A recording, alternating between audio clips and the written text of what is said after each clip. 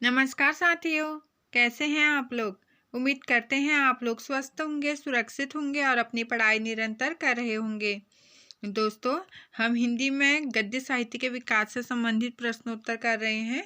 उसमें हमारा पहला टॉपिक था नाटक, जिससे संबंधित कुछ प्रश्नोत्तर मैंने पहली वीडियो में दे चुकी हूँ मैं, और कुछ प्रश्न मैं आज लेकर आई हूँ नाटक से संबंधित। और नाटक बहुत बड़ा टॉपिक है दोस्तों, कुछ वीडियो में रखूँगी इस पे, क्योंकि बहुत महत्वपूर्ण टॉपिक भी है नाटक, और बहुत से कवियों ने विभिन्न नाटक लिखे हैं। और नाटक का आरंभ भारतेंदु युग से माना जाता है। यह मैं बता चुकी हूँ कि भारतेंदु युग से नाटक का आरंभ होता है। और स्वयं भारतेंदु जी ने 17 नाटक लिखे हैं, अर्थात 17 नाटक लिखे हैं, जिसमें कुछ अनुदित हैं और कुछ मौलिक हैं। इनसे संबंधित शॉर्ट वीडियो में अपलोड करूँगी, आप ज़रूर देखें दोस्तों। शुरू करते हैं आज की क्लास। आज का पहला प्रश्न है, अजातशत्रु नाटक कब प्रकाशित हुआ। तो अजातशत्रु नाटक है, और यह नाटक किसका है? जयशंकर प्रसाद जी का। आप जानते हैं जयशंकर प्रसाद जी ने भी बहुत महत्वपूर्ण नाटक लिखे, और इन्होंने ऐतिहासिक नाटक अधिक लिखे हैं। और जैसे इनके कुछ नाटक हैं, सज्जन है, कल्याणी परिणय है, करुणालय है, प्रायश्चित, राजश्री, विशाख, जन्मजय का नाग यज्ञ, चंद्रगुप्त, स्कंदगुप्त, ध्रुव स्वामिनी, विभिन्न नाटक इन्होंने लिखे जयशंकर प्रसाद जी ने। तो अजातशत्रु भी इन्हीं का नाटक है। तो पूछा है कि इसका प्रकाशन कब हुआ। देखते हैं 1922, 1926, 1930, 1931। तो दोस्तों, आप बहुत अच्छे से जानते हैं कि इसका प्रकाशन कब हुआ था। 1922 ईस्वी को अजातशत्रु का प्रकाशन हुआ था, और 1926 ईस्वी को जन्मजय का नाग यज्ञ हुआ था। 1931 को ध्रुव स्वामिनी, शायद ठीक कह रही हूँ मैं, ध्रुव स्वामिनी का प्रकाशन हुआ। तो ये कुछ महत्वपूर्ण जानकारी। आगे बढ़ते हैं। अगला प्रश्न है प्रश्न संख्या 2। सिंदूर की होली नाटक के रचयिता हैं। क्या है नाटक का नाम? सिंदूर की होली। तो सिंदूर की होली जो नाटक है, इसके रचयिता कौन है, यह पूछा गया है। योगी हरि, बद्रीनाथ भट्ट, उदय शंकर भट्ट या लक्ष्मी नारायण मिश्र। तो सिंदूर की होली दोस्तों लक्ष्मी नारायण मिश्र की रचना है। इनका नाटक है सिंदूर की होली। इनके कुछ अन्य नाटक हैं, जैसे सन्यासी, बहुत बार पूछा है सन्यासी नाटक, और राक्षस का मंदिर, राजयोग, आधी रात, नारद की वीणा, अश्वमेघ, अशोक, मुक्ति का रहस्य भी बहुत बार पूछा गया है। सिंदूर, सन्यासी, मुक्ति का रहस्य महत्वपूर्ण नाटकों में आते हैं लक्ष्मी नारायण मिश्र जी के।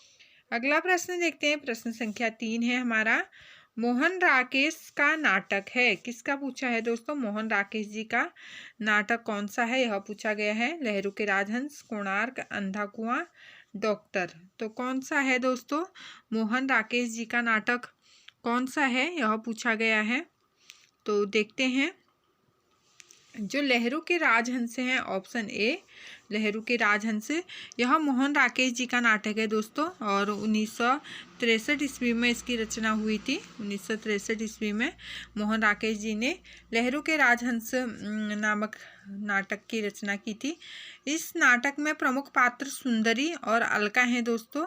और मोहन राकेश के कुछ और नाटक हैं, जैसे आषाढ़ का एक दिन है, जिसकी रचना 1958 ईस्वी में हुई थी। आधे अधूरे है 1969 में। पैर तले जमीन है, कल भी हमने देखी थी ये रचनाएं। और जबकि जो कोणार्क है दोस्तों, यह जगदीश चंद्र माथुर जी की रचना है। जगदीश चंद्र माथुर जी की का नाटक है। अंधा कुआं लक्ष्मी नारायण लाल जी का है। अंधे कुएं में कुछ भी डालो, लक्ष्मी लाल हो जाती है, इस तरह का अंधा कुआं लक्ष्मी नारायण लाल की रचना है। और जो डॉक्टर है दोस्तों, यह विष्णु प्रभाकर जी के का नाटक है। तो हमने चारों देख लिया। लहरू के राजहंस मोहन राकेश जी का नाटक है। कोणार्क जगदीश चंद्र माथुर जी का है। कोणार्क रचना जगदीश चंद्र माथुर का है। अंधा कुआं लक्ष्मी नारायण लाल का है। और डॉक्टर है विष्णु प्रभाकर जी का। ठीक है दोस्तों, आगे बढ़ते हैं। प्रश्न संख्या 4 है, कौन सा भीष्म साहनी का नाटक नहीं है। तो 4 नाटक दिए हैं, इसमें से 3 नाटक भीष्म साहनी के हैं, एक नहीं है। तो कौन सा नहीं है, यह पूछा है। अंधा युग है, माधवी,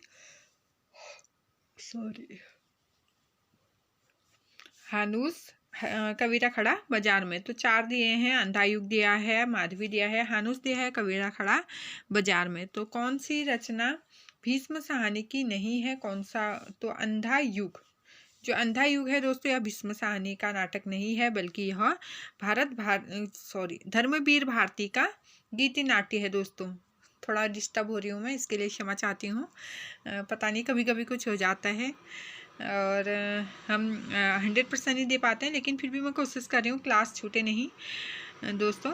भीष्म साहनी का नाटक पूछा नहीं है, ऐसा पूछा गया था। तो माधवी भीष्म साहनी का नाटक है, हानुस भी है, कबीरा खड़ा बाजार में भी है, जबकि अंधा युग जो है यह धर्मवीर भारती जी का गीति नाट्य है दोस्तों। धर्मवीर भारती जी ने गीति नाट्य लिखा अंधा युग नाम से, जो महाभारत के अंतिम दिवस के युद्ध पर आधारित है। आप जानते होंगे महाभारत का युद्ध इन्होंने इसमें दर्शाया हुआ है। जबकि हानुस कबीरा खड़ा बाजार में, माधवी ये भीष्म साहनी के नाटक हैं दोस्तों।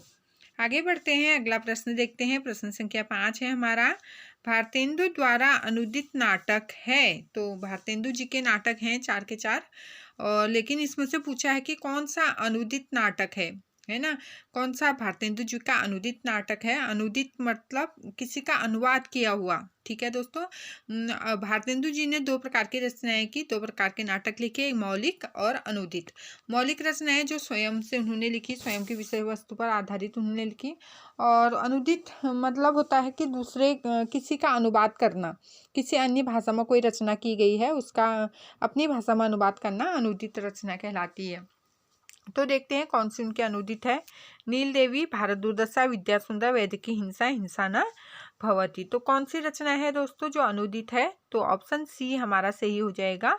विद्या सुंदर रचना इनकी अनुदित नाटक है।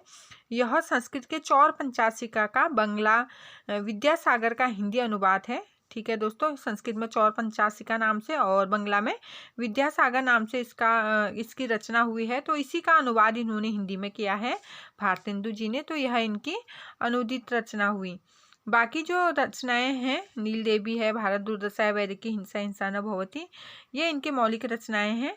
और भारतेंदु जी ने कुछ मौलिक और अनुदित मिलाकर कुल 17 नाटक लिखे हैं, यह भी मैं बता चुकी हूँ। आगे बढ़ते हैं, प्रश्न संख्या 6 है हमारा, कौन सा नाटक भारतेंदु का नहीं है? क्या पूछा है दोस्तों अब? कौन सा नाटक भारतेंदु जी का नहीं है, यह पूछा गया है। तो अंधे नगरी, नहुस, विस्मस्य विषमौषधम या विद्या सुंदर। तो कौन सी इनकी रचना नहीं है, ऐसा पूछा गया है कि कौन सी भारतेंदु जी का नाटक नहीं है। तो जो नहुस है दोस्तों, यह भारतेंदु जी का नाटक नहीं है, बल्कि यह भारतेंदु जी के पिता थे गिरधर दास गोपाल चंद्र गिरधर दास या गिरधर दास गोपाल चंद्र द्वारा 1969 ईस्वी में 1868 ईस्वी में 1959 ईस्वी में लिखी गई इनकी पहली रचना है। किसकी? नहुस। जो भारतेंदु जी हैं उनके पिताजी के गिरधर दास गोपाल चंद्र गिरधर दास की रचना है नहुस। आगे बढ़ेंगे, अगला प्रश्न है प्रश्न संख्या 7, पृथ्वीराज की आंखें। क्या है दोस्तों? पृथ्वीराज की आंखें, यह रचना किसकी है? तो देखते हैं किसकी है यह रचना। ऑप्शन है भुवनेश्वर, उदय शंकर भट्ट, लक्ष्मी नारायण मिश्र या रामकुमार वर्मा। तो किसकी रचना है दोस्तों? पृथ्वीराज की आंखें हैं रामकुमार वर्मा जी का। ऑप्शन डी हमारा सही हो जाएगा। यह एक एकांकी संग्रह है दोस्तों। पूछा जाता है पृथ्वीराज की आंखें की विधा है, तो एकांकी संग्रह है ये और रामकुमार वर्मा द्वारा लिखा गया है। इनकी एकांकी हैं जैसे रेशमी टाई है, चारुमित्रा है, विभूति है, सप्तकिरण है, रूप रंग है, कौमुदी महोत्सव, बहुत सी एकांकी इन्होंने लिखे हैं। और भुवनेश्वर के एकांकी संग्रह का नाम है कारवा। जो भुवनेश्वर जी हैं इनके एक एकांकी है महत्वपूर्ण, उसका नाम है कारवा। आगे बढ़ते हैं, अगला प्रश्न देखते हैं। प्रश्न संख्या 8 है, अंजो दीदी नाटक है। क्या पूछा है दोस्तों? अंजो दीदी नाटक की रचना किसने की है, यह पूछा है। विष्णु प्रभाकर ने, भुवनेश्वर से, रामकुमार वर्मा ने या उपेंद्र नाथ अस्क ने। तो किसने लिखी है दोस्तों? अंजू दीदी। यह लिखी है उपेंद्र नाथ अस्क जी ने अंजू दीदी की रचना की है। इनके अन्य नाटक हैं लक्ष्मी का स्वागत, स्वर्ग की झलक, छठा बेटा, जय पराजय, देवताओं की छाया, अलग अलग रास्ते, व भंवर, बड़े खिलाड़ी। इनकी प्रमुख रचनाओं में है किसके? उपेंद्र नाथ अस्क जी के। आगे बढ़ते हैं, अगला प्रश्न देख लेते हैं। प्रश्न संख्या 9 है। जगदीश चंद्र माथुर एकांकी संग्रह है। जगदीश चंद्र माथुर जी का एकांकी संग्रह कौन सा है? यह पूछा है। देखते हैं। मुक्ति का रहस्य, कौमुदी महोत्सव, भोर का तारा और समस्या का अंत। तो कौन सा है दोस्तों उनका एकांकी? किसका? जगदीश चंद्र माथुर जी का जो एकांकी है वह है भोर का तारा। ऑप्शन सी हमारा सही हो जाएगा। भोर का तारा इनका एकांकी संग्रह है। माथुर जी के अन्य एकांकी हैं। जगदीश चंद्र माथुर जी के अन्य एकांकियों के नाम है जैसे मेरी बांसुरी, जाला, रीढ़ की हड्डी, मकड़ी का जाला, खंडहर आदि इनकी प्रमुख रचनाएं हैं। एक आधा था कबूतर खाना, यह भी इनका एकांकी संग्रह है। आगे बढ़ते हैं, अगला प्रश्न देखते हैं। प्रश्न संख्या 10 है हमारा। कोणार्क नाटक है। तो अभी हम बात कर चुके हैं इस नाटक पर। किसकी रचना है ये कोणार्क? ऑप्शन है उपेंद्र नाथ, मोहन राकेश, विष्णु प्रभाकर, जगदीश चंद्र माथुर। तो ऑप्शन डी हमारा सही हो जाएगा। जगदीश चंद्र माथुर जी हैं, इनकी रचना है कोणार्क। और इनकी अन्य रचना है लक्ष्मी का स्वागत, छठा बेटा, जय पराजय, अंजू दीदी, स्वर्ग की झलक, उपेंद्र नाथ अस्क जी के प्रमुख नाटक माने जाते हैं दोस्तों। जबकि डॉक्टर है युगे युगे क्रांति, ये विष्णु प्रभाकर के नाटक कहलाते हैं। डॉक्टर है युगे युगे क्रांति है, यह विष्णु प्रभाकर के नाटक कहे जाते हैं, विष्णु प्रभाकर जी के। और जबकि आषाढ़ का एक दिन, लहरों के राजहंस, आधे अधूरे, ये मोहन राकेश जी के महत्वपूर्ण नाटकों में आते हैं। आगे बढ़ते हैं, अगला प्रश्न प्रश्न संख्या 11 है हमारा। ऑप्शन 11 है। नारी जागरण का महाकाव्यात्मक नाटक है। नारी जागरण का महाकाव्यात्मक नाटक कौन सा है? यह पूछा गया है। तो दोस्तों किसमें नारी के का महाकाव्यात्मक नाटक किसे माना जाता है? नारी जागरण का, है ना। तो नारी जागरण का महाकाव्यात्मक नाटक है ध्रुव स्वामिनी। ऑप्शन सी हमारा सही हो जाएगा। ध्रुव स्वामिनी यह में नारी जागरण की बात कही गई है। इसका यह महाकाव्य है। जयशंकर प्रसाद कृत ध्रुव स्वामिनी नाटक में आधुनिक नारी की गहन समस्या, विच्छेद और पुनर्विवाह की समस्या को प्रस्तुत किया गया है।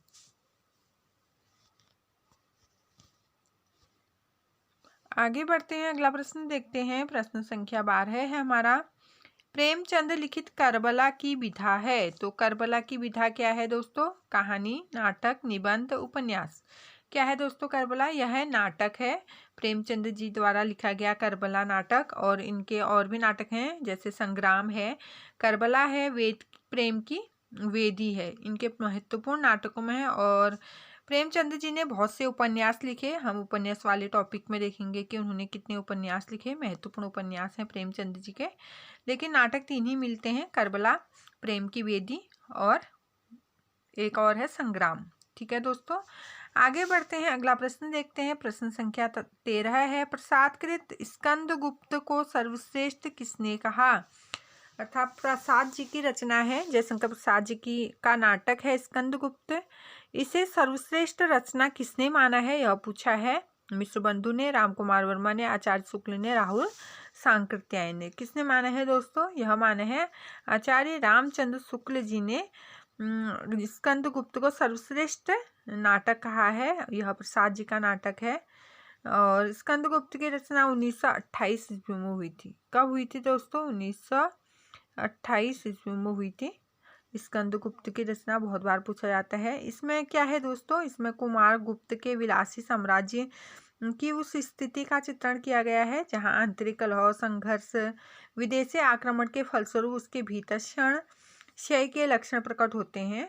और जयशंकर प्रसाद जी द्वारा प्रमुख नाटक हैं जैसे सज्जन है, कल्याणी, परिणय है, करुणालय है, प्रायश्चित है, राजश्री है, विशाख है, अजात शत्रु है, जन्मजय का नाग यज्ञ, कामना, स्कंदगुप्त, एक घूंट, चंद्रगुप्त, ध्रुव स्वामिनी प्रमुख नाटकों में है दोस्तों। यह जयशंकर प्रसाद जी के प्रमुख नाटक हैं। आगे बढ़ते हैं, अगला प्रश्न है, प्रश्न संख्या 13 है, प्रसादकृत स्कंदगुप्त को सर्वश्रेष्ठ किसने, अच्छा सॉरी ये तो पढ़ दिया हमने। अगला प्रश्न देख रहे थे हम, प्रश्न संख्या 14 है। अब किस नाटक में भारतेंदु जी ने अभिनय किया? तो नीचे नाटक दिए हैं, किसमें उन्होंने अभिनय किया यह बताना है।